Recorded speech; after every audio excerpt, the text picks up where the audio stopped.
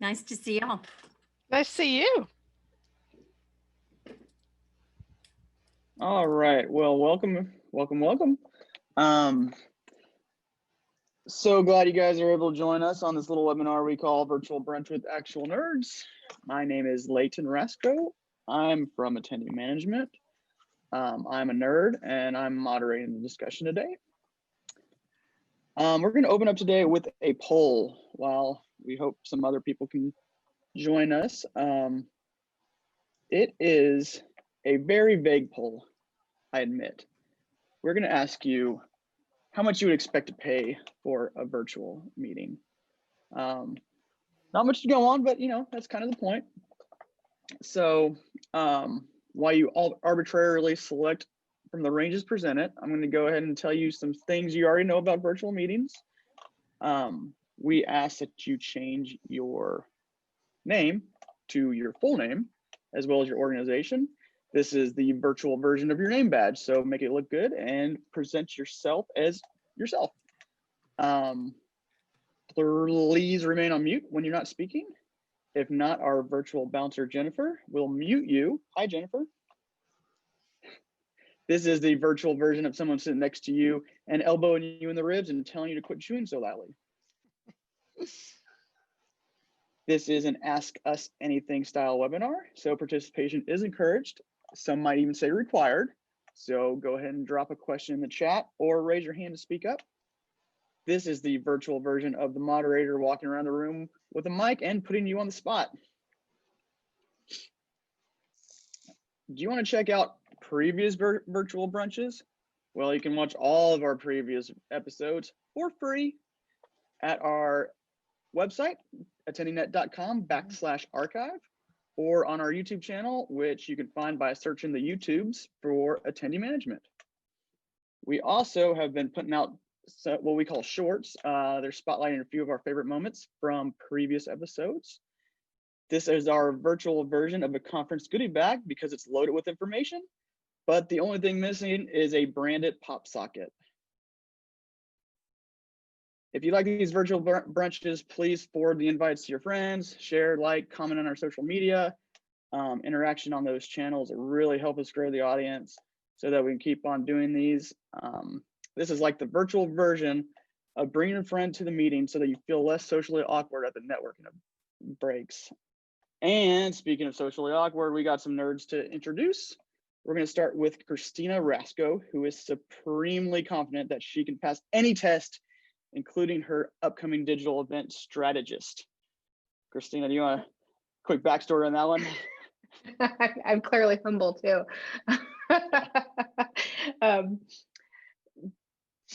Sure. I'm in the middle. Yeah, I think I didn't have to.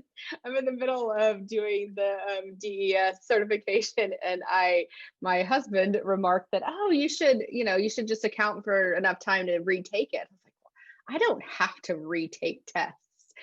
And then after that, I said, I was like, oh, that's relative confident in this case. So. And then my brother decided to pick on me. So yeah, well, that's what we're for. We also have Jill Rasco, who did such a good job hosting her local Houston area MPI chapter's virtual meeting, which is called Virtual U, that she has now volunteered to host all their virtual meetings. So congratulations, Jill. Thank you. And next we have Jeff Rasco, who is the only one of us who remembers what virtual meetings were like during the 1918 Spanish flu pandemic. How are you doing? Very cute. Yeah. Hi, y'all. And we've got a lot of other AMI nerds with us today that have been contracting, building, pricing, executing all kinds of virtual meetings. So they're going to pipe in as well. Welcome, everybody.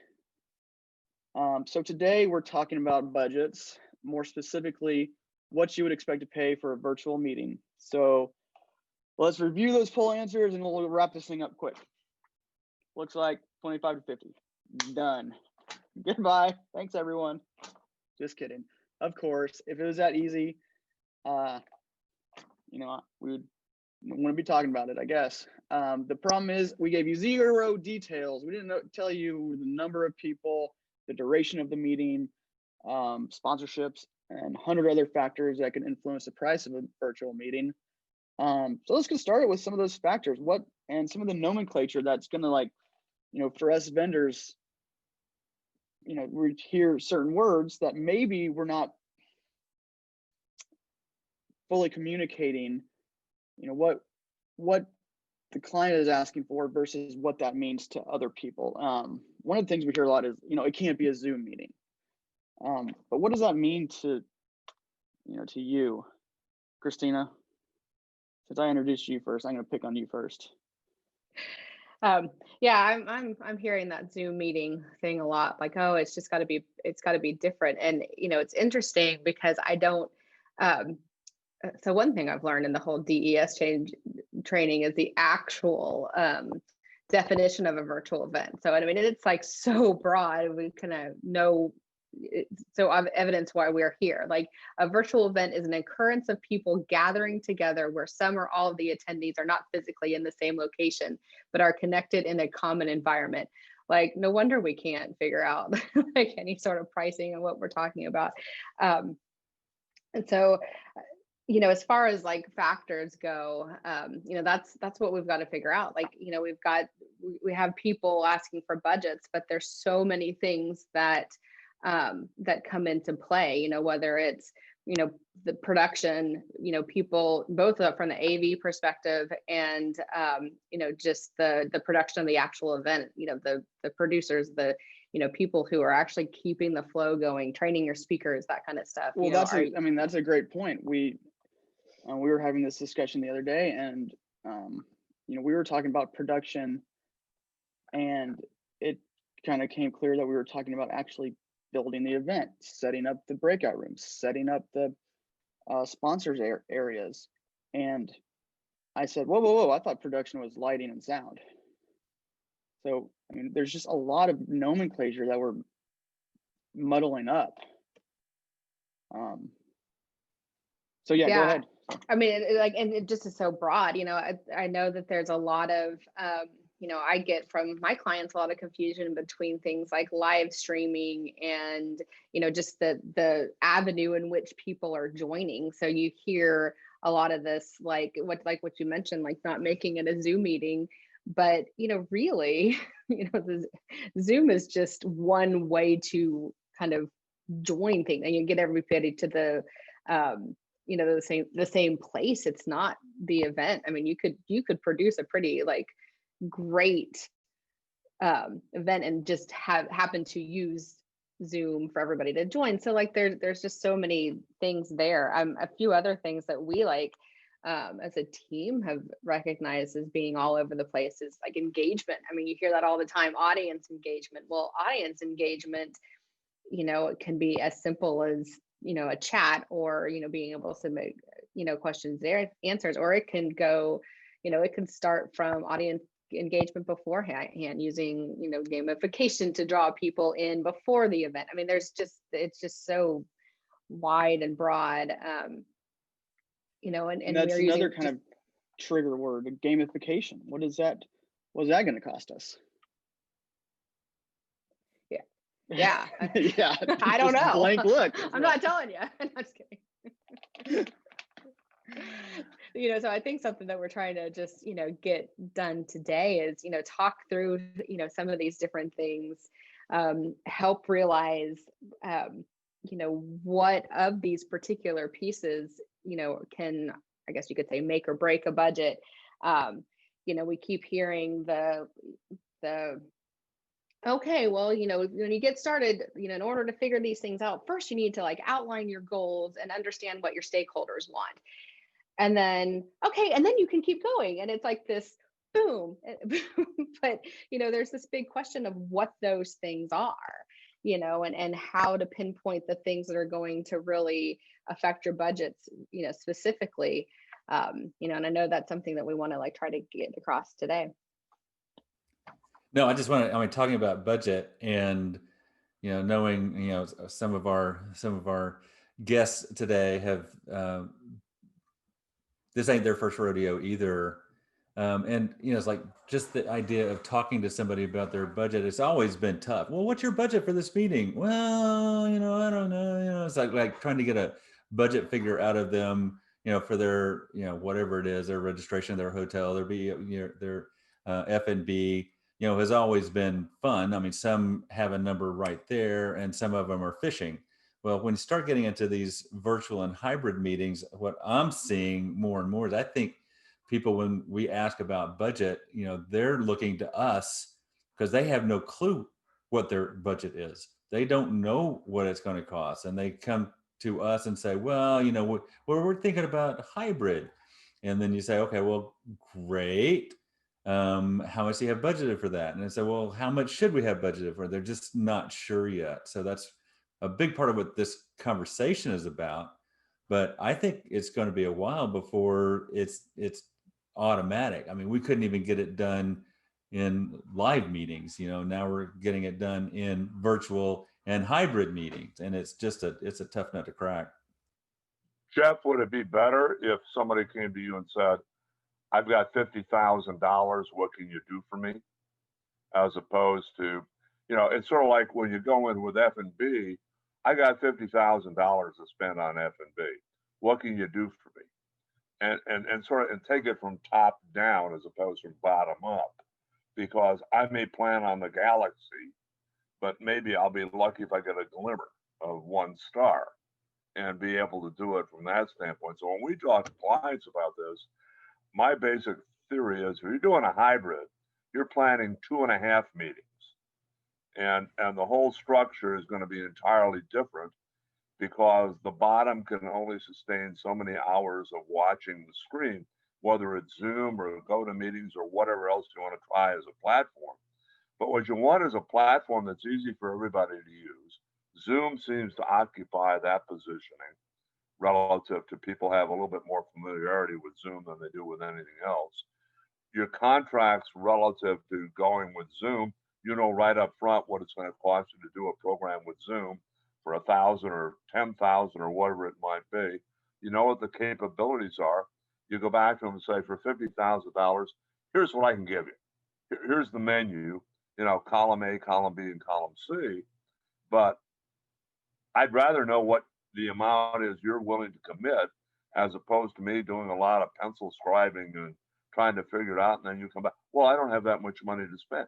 Tell me how much you got to spend. Yeah. That would be so helpful. Right.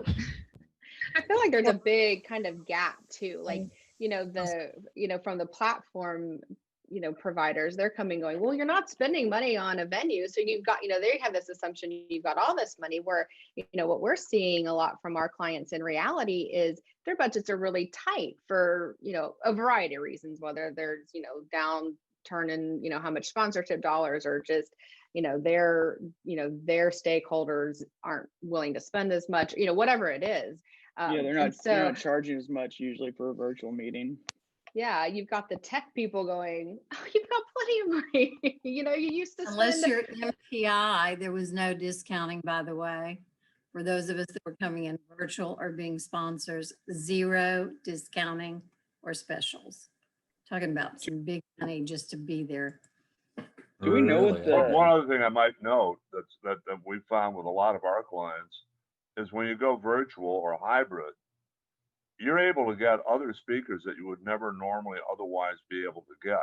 They don't have to. I'll give you my group, the American Bar. We got Bill Gates to speak. What did it cost us? Zip. Now that's No not way. to say you're going to get a I've whole heard of lot him. of other people out there, but what you do is you open up new vistas and opportunities. I think the key element here: set your budget at the worst possible case. How much can you raise from participants? How much you're going to anticipate from sponsors? Set your budget and then knock it down probably about 30%. Yeah, I mean, that's True. step one, is knowing where your budget's coming from. Where's, you're asking, where we get a lot of, how much is it going to cost for a non-Zoom meeting. And, but we need to know, like, there's a lot of factors. How many people are going to be on? How long how many days are you trying to spread it over several days? One How thing many that we could, speakers need training? yeah, Or yeah, that's a full equipment? day. Yeah, that's a good point. If we look at this poll and we broke it down, what would we expect to get for under $10,000? Because we do this one for $0. What can you get for, well, I guess however much Zoom is a month. But if somebody came to you and said, I had $10,000, what can you give me? I want a 3-day conference. I got 100 people, 8 speakers. Yeah. You a microsite. Yep. we could live stream it up on the microsite and maybe provide some help. I mean, what else? I think that's where you gotta know what those things. What's going to AV pieces can cost a lot if you really are getting someone in there. Jill, you probably have some idea of that, but also like the staffing and the training, and how much are you going to put in there? I mean, back on the AV perspective, you can go anywhere from just sending them some equipment, all the way on up to pretty big productions and lots of pre-played recording. I mean, to a real show, I guess you could say. Yeah, I think the number of staffers is being underestimated from the very beginning, in that, even for a Zoom meeting, somebody's got to be back there driving. You need a producer that's taking care of the Q&A and the chat and making sure somebody and just a Zoom meeting. If you're actually in a virtual platform, we really recommend you have 2 hosts, 2 technical people behind the scenes that are driving and managing support and managing the event itself. And people aren't aware they need to staff like that. Yeah. And, and you're also talking about if you've got a session or sessions that are going into breakouts, like when we did the MPI THCC, the TEC virtual, and the breakout sessions, we had a host, we had a chat sponsor person. There were at least 2 to even 3 staffers per breakout session. And so and those were all volunteers, but if you're paying for that, then that's gonna wreck the budget up a little bit. Absolutely. We had one. Oh, I'm sorry, Karen, were you gonna say something? No, yeah, I was just going to say that, after going through this on a number of, virtual and hybrids, it is all over the place regarding support and whether or not you can get a hold of somebody like that. And it is absolutely ruinous. I'm talking about always from a supplier perspective, but it's got to be frustrating on the planner side too. But it's ridiculous because, you're having trouble of some sort. And I'm not talking about your Wi-Fi connection or something. I'm talking about real problems happening during what you're trying to accomplish, or it's not in the FAQs, or it wasn't in the training or something, and you're just not getting fast responses. 24 hours later does not help you. And it leaves a really bad taste from the supplier side. Attendees are paying enough, much less from the supplier side, to be a part of these things sometimes. So, and thank y'all for the generous MPI THCC TEC, which was, of course, a fantastic price for everybody, but that is not usual. So, yeah. So, Karen, you're finding other events like WEC are pretty much charging you full price as a sponsor? WEC particularly did. CVent Connect went fully virtual and ended up instead of 400 person, 500 person on-site meeting to 42,000, all virtual, but no interaction between people. Really? So it was totally, very interesting. Of course, you got to realize CVent is a vendor first. Yeah. They're a retailer. They sell their services. So therefore, a lot of their content had specifically to do to them, though there was a nice percentage that was industry wide or whatever. But then you get into stuff like Connect meetings. I did smart meetings this summer, virtual. There was Connect meetings in Orlando, was a hybrid running 6 tracks for appointments as well as education. And I did the corporate. One of my colleagues did the association. Those are the only 2 virtual tracks you could do for appointments, plus a certain amount, though they had a very limited amount of the educational content that was available for the virtual viewer. And it was there were problems, I'm just telling you, all of them have problems.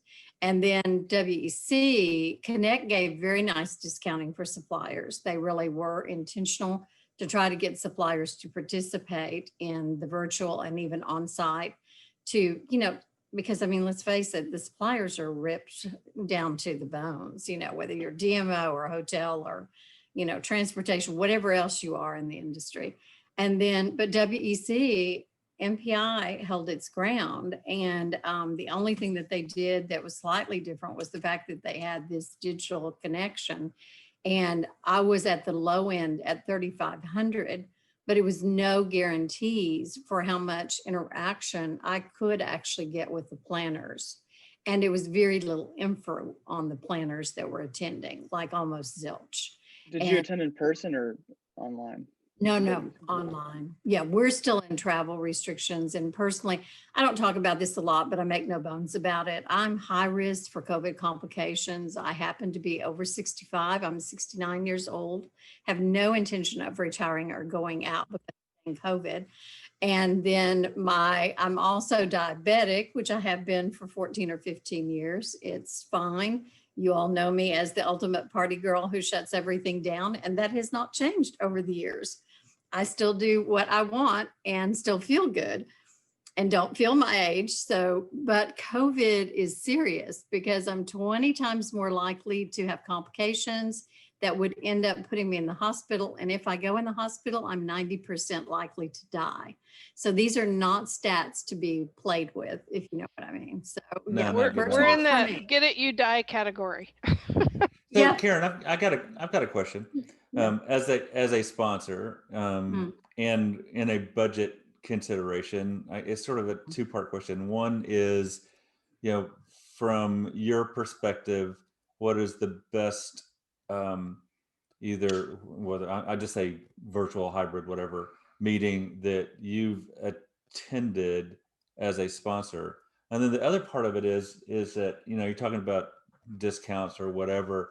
I have a feeling that some of the organizations putting on the meetings are saying, oh, well, you don't have to travel, you don't have to ship your booth, you don't have to do any of that stuff. You're saving tons of money, so, just pay us a little bit of a premium on this. What do you think about that? Yeah, no, I think most of them are approaching it that way. PCMA, which disclaimer, I'm PCMA. Those of y'all that know me know that I'm former MPI THCC board of directors. This is a few years ago. I won't say a number of years ago, but a few years ago. Also, that you are the MPI THCC chapter is my main chapter of MPI, though I also am DFW chapter. PCMA, because they're multi-state chapters, and I'm on their board, the Gulf States chapter board, which is Texas, Louisiana, Mississippi. Totally different structure, very geographically challenged, obviously. PCMA convening leaders, unlike MPI that had 2,800 last year in Toronto, said its largest meeting in 10 years. PCMA convening leaders last year is close to 5,000 in San Francisco, and they were at that same level the year before. This year, there's no hybrid, they're doing virtual only. And they are keeping the cost. What they're doing is they're adding in free of charge. They're charging a low amount for attendees, both supplier and planner side, which I think is smart. They're also allowing networking opportunities, like they're actually building in. Now, I haven't seen the structure yet, so who knows? But they have been running both like a hybrid for years, like a separate virtual community as well as the live on site. So I have a feeling they'll do a good production. Got my fingers crossed on that. but they are adding in like networking and chat opportunities where you can actually connect. You'll know who's there. Now, I'm sure the planner has an option to opt out. That's pretty much a given, but most people are trying to kind of be engaged. I don't know that any of them are very good, Jeff. I mean, seriously, I hate to say it, but all of them are problematic right now. So Karen, Yeah. at WC, how was that connection thing? How did they work that with the buyers? It was not good. No, because what they did was they gave you could see all the planners that were part of the virtual, but you were not able to see or know who was there on site. They kept them totally separate. Connect, on the other hand, all the planners had to be on site. And then they had virtual, and the virtual was but they're totally hosted buyer too, just as a disclaimer with Connect. So in other words, they're paying for those peeps to be there, those planners they have to qualify in order to be there. But then the planners sitting at the table, bless their little hearts, had no idea whether an appointment was going to be an in-person person dropping by, or we were just all of a sudden going to show up on their tablet or their laptop. That would be so awkward. Comical. Oh, it was hilarious. The last guy I had, and don't ask, this is a nerd question. I am on the call. I am dropped into the room. He is there. He is sitting at his table, okay, talking to somebody else who's obviously another planner. You could tell by the way they were situated. Both had masks on. He is using the F word right and left, having this giant conversation. I'm waving at the camera. I am talking. It is showing. How could he not know I was there? It makes no sense. If I could see him, I don't understand how he could not see me. And both of the guys would occasionally look over as if they were looking at his tablet or laptop or mobile phone or whatever. It was hilarious. I'm just sitting there going, "Hey guys, this is really interesting. Glad I'm one of the boys." It was pretty bad. So that's crazy. So they were supposed to have a tablet and see your face, and it just wasn't. They really and it just never came through. No, and then it did cause some issues because anytime you got those, they're ridiculously short meetings. They're like 7 minutes or something, and you're warned like the last minute with a ding or something that it's almost time to leave. But what happens is the people that are talking to the planner have this vested interest in staying there and talking forever. Or sometimes it's a planner who is, drawing it out. But usually when somebody else shows up, So the problem that I found with at least 2 or 3 of the like almost 30 appointments that I had was that some of the planners didn't recognize, and they kept trying to get rid, or not the planners, the suppliers didn't recognize that there might not be somebody behind them waiting in line, but that didn't mean there wasn't an appointment. So they would just keep talking. And I finally had one planner. She was so cute. She said, "I've told you before the appointment is over." And she goes, "No, I don't know if I will talk to you tonight at the reception. Thank you. Thank you for your time." She was like so mad because they would not leave when she kept telling him I have another appointment. So obviously there were some communication issues at that one. WEC's problem was they gave us very little info, and they claimed that they asked the planners for very little info intentionally so that the planners would be willing to give them the information. I just don't think that MPI did a good job of explaining to the planners that about the only reason we can put this on is because we have these sponsors, because that's what they called all of us that had put this money in. And like I said, I'm the lowest 500. The highest level was probably around 250,000 or so for big sponsors like Arlington or something, Grapevine, where it was hosted. Arlington was doing the closing reception. So they also had us put incentives to get appointments. We had very little info to go on. I had 400 planners virtual to take a look at, which meant I had to research them because there literally wasn't, I might know if they were a decision maker, but that isn't even always important. You know, some of them didn't even tell us where they would meet. So we had no idea if they meet in the Southwest or Texas. So you see what I'm saying? Like not a lot to go on. And then when you did reach out, you had to either ask for a meeting and schedule it between, I think it was November 1st and November 30th, and just shoot them this invite, you know, or you could kind of say you were interested in them and then hope that they would like click back. So you had a connection and could chat. You had no way to chat with people.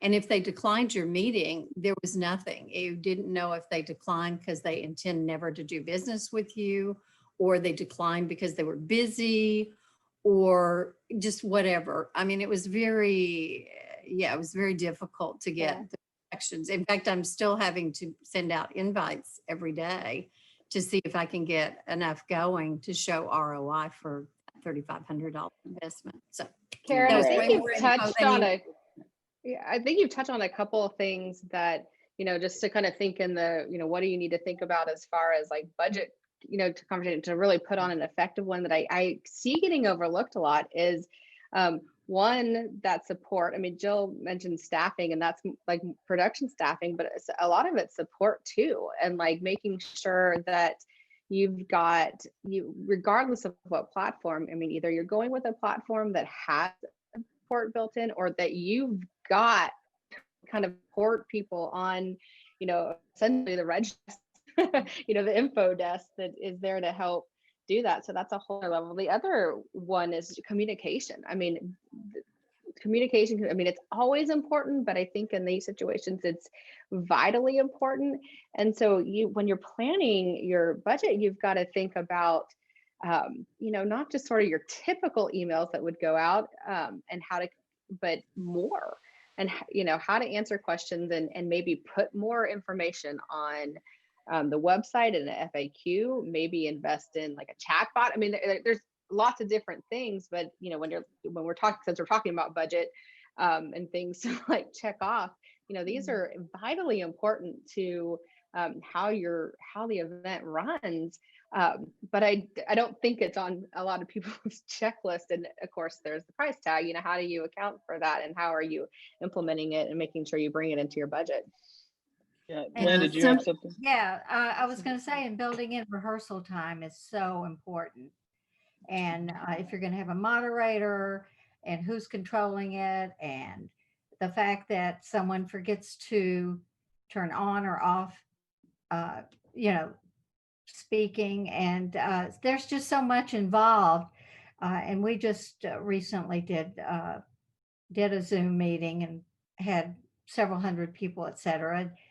And, you know, our key moderator forgot to, we should go to talk and go, oh, I forgot, you know, and we had some major speakers on there.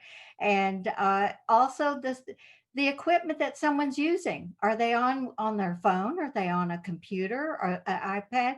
We had a little bit of a sound feedback, and it was because of what one of the speakers was using. And he didn't come to rehearsal. And there's just so many little things to all the details. Certainly an in-person meeting would be so much easier because we can control it a lot better. As far as I feel bad for Karen with all this going on. I am not a fan of speed dating, so to speak. I don't go to any of those. If I am looking at going to a location, I'll reach out to those people, whether it's CVB or my NCOs or whatever. I just absolutely, there are 3 or 4 every day. Please join us. Here's a gift, whatever. No, I don't need your gifts. No, I would love to go to that spot. I don't have a client right now. I don't want to waste your time. And so you don't see me at any of those, unfortunately. I've got Zoom education up to here. I think we all have. I think we're all ready to get out. I actually went out yesterday for the first time in all these months to tour a school, an academy that is awesome here. And I'm on their advisory board now. And I was really nervous about going. And they took our temperature when we walked in. They've got this school full of kids too. And it turned out to be great to be out in person. Got to see Katie for the first time in months, and my own staff, my own team. And so it's, we're all edgy to get out. Y'all have been great. I like getting on because I like seeing familiar faces and enjoy all of the great to see John, through this. And I think you're doing a great job. Yes, I think it's great you're not charging for this. And I know it takes your time and efforts to do this, and it is appreciated. I'm surprised you don't have more people on, because I think you're doing a great job at what you're doing. And with that, Thank you, Lynn. With that, I'll mute myself. Thank you very much. You can say it all over again. That's fine. Yeah, you might end up on one of our shorts. So, I mean, back to budget. Let's move on. That first question I asked, kind of, what do you expect for under $10,000?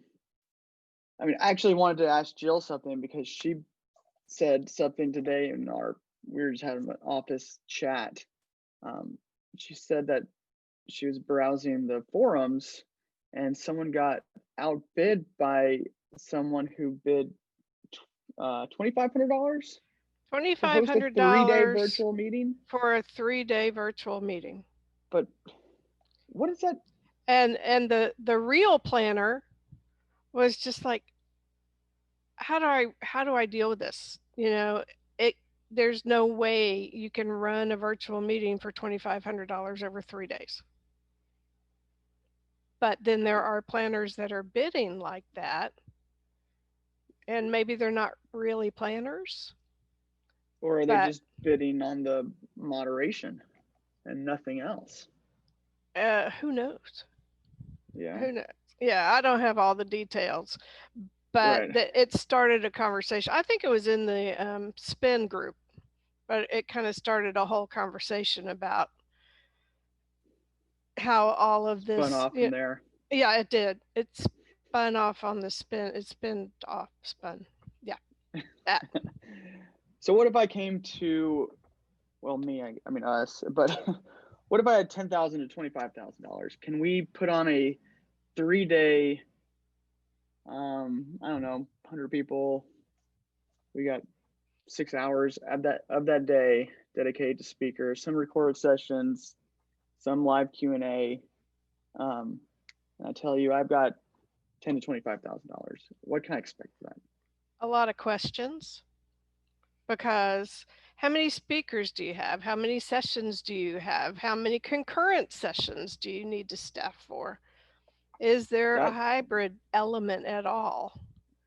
That you just have to answer those questions with maybe. Okay, good.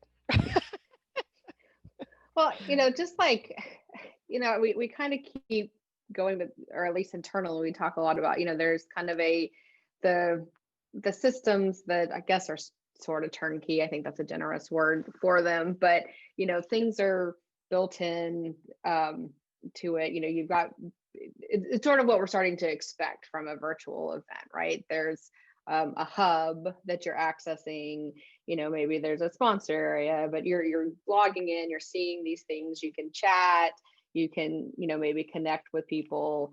It's kind of a package. Yeah. Like, I mean, we've got On24, we've got Events Air, we've got Uva. Oh, there's Toka. 250 of them. Yeah. Yeah, I know. I just started reading some of them and realized some of the names are hard to figure out what they're trying to make me say.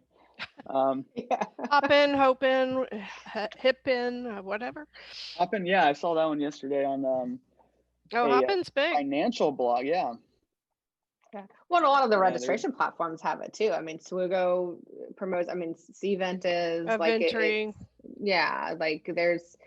And this is what we're calling a turnkey. So, or there's probably a better one. You're probably coming to the table with at least $10,000 to $25,000 if you want one of these. Yeah, to use the platform and the technology, not to mention all the other things that we've talked about as far as like staffing and and not to mention like 6 months of lead time. Well, and who's going to build it? What's it going to look like? How are you going to make it branded? And to the question about what you can get, so if you've got that $10,000 to $25,000 range, and you immediately say, okay, well, just to license the platform with nothing else is going to be 15,000, then you got 10,000 left. I mean, what can you do with that?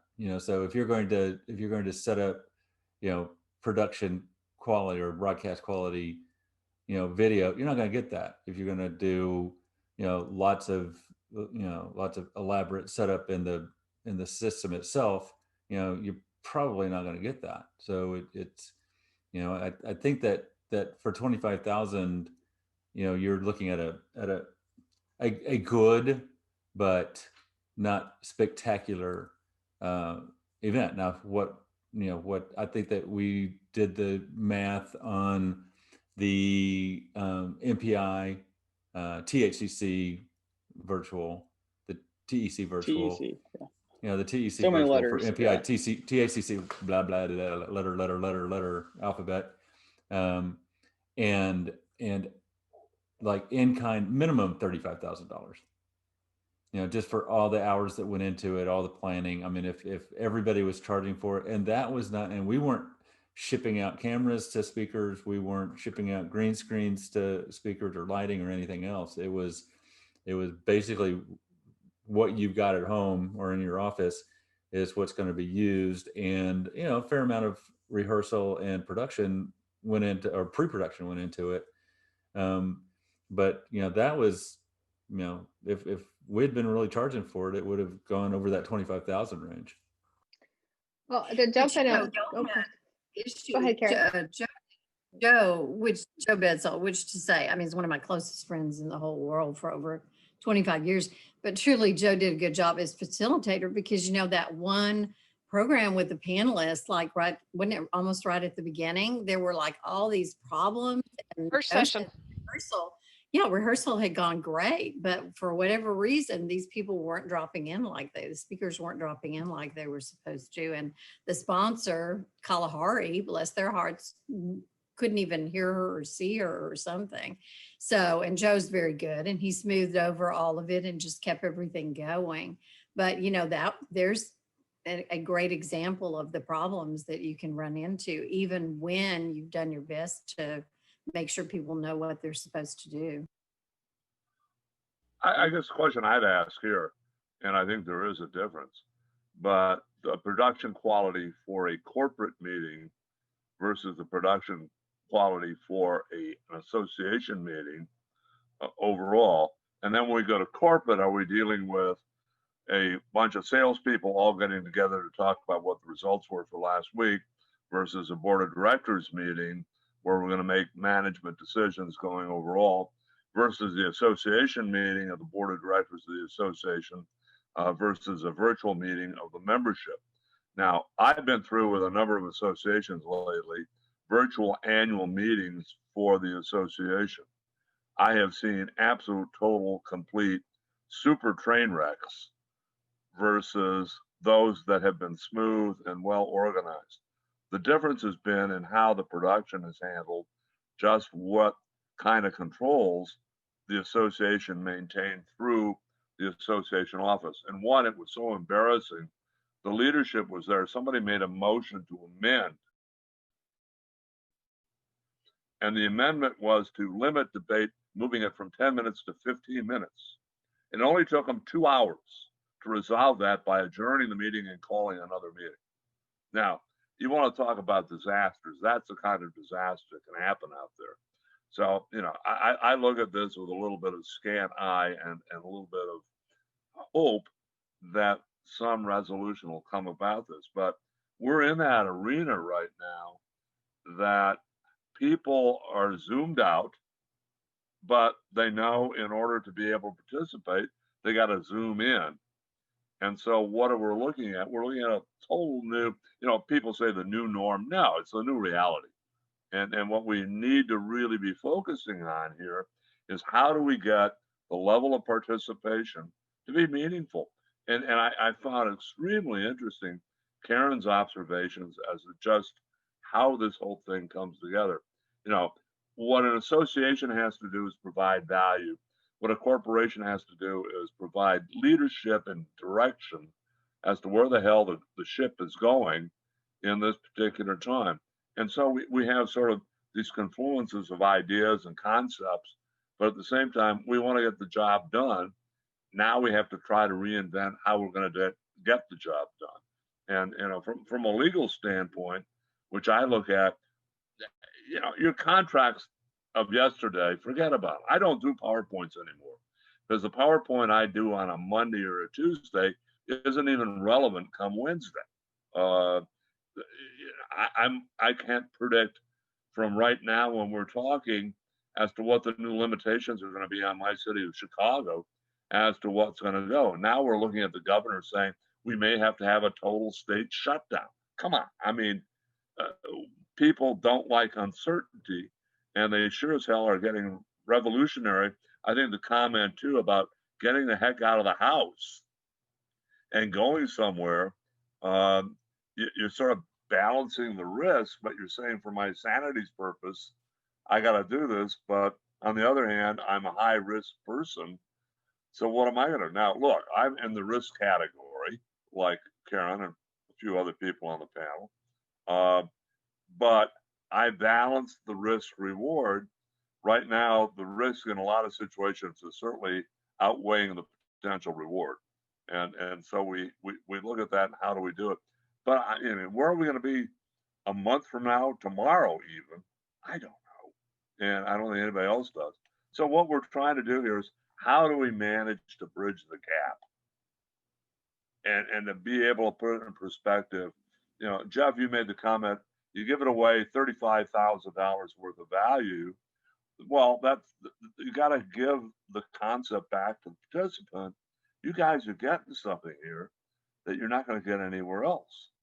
And you need to get in, need to help, and you need to get the support. Right now, getting support is difficult. You know, not everybody has a budget like Karen's to be able to spend $3,500 and do something.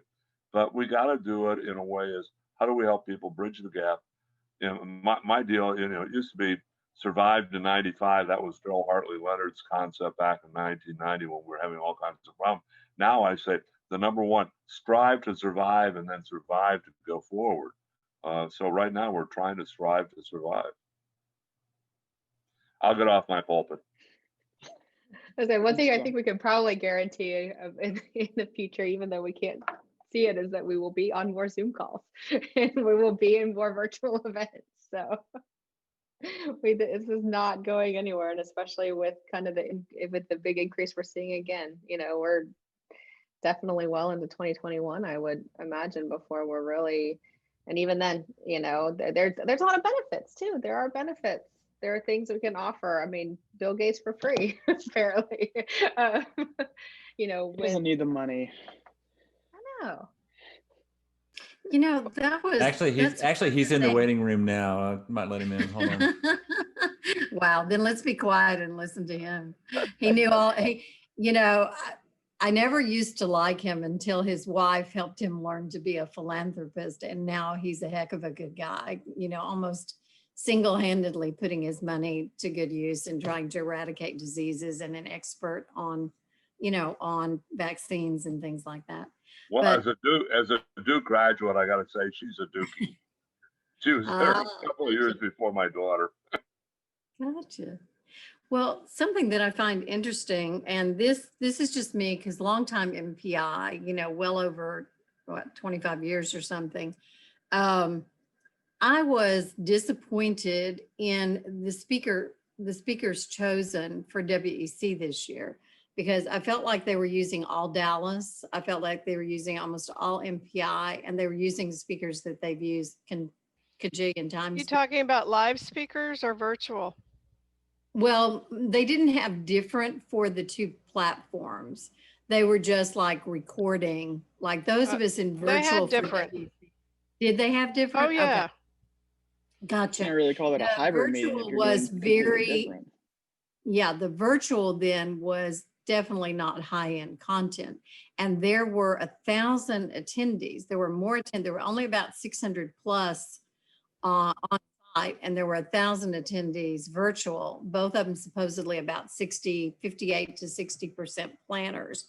And the virtual content, I mean, no offense, it's not that they're not good speakers, it's just that they're overly used speakers from the MPI platforms, especially those of us that have been around a while. So that was disappointing. And so when you talk about high-end speakers, I guess I'll have to go look at that agenda. Thank you for pointing that out. Yeah, I did a little comparison of the agenda. They had some different Gotcha. stuff going on that we didn't see. That we didn't get to see. Yeah. Okay. Thanks for saying that, because I'll look at it. Yeah. I just was disappointed in it, you know. Had higher expectations for what I would have access to on the education side. And then because we were trying to do appointments, I did not personally try to make any appointments during WEC. You could, except for during general session, they allowed you the opportunity to do that. I did not, because I thought that was stupid to try to distract a planner or ask a planner to take time from a conference that they're going to.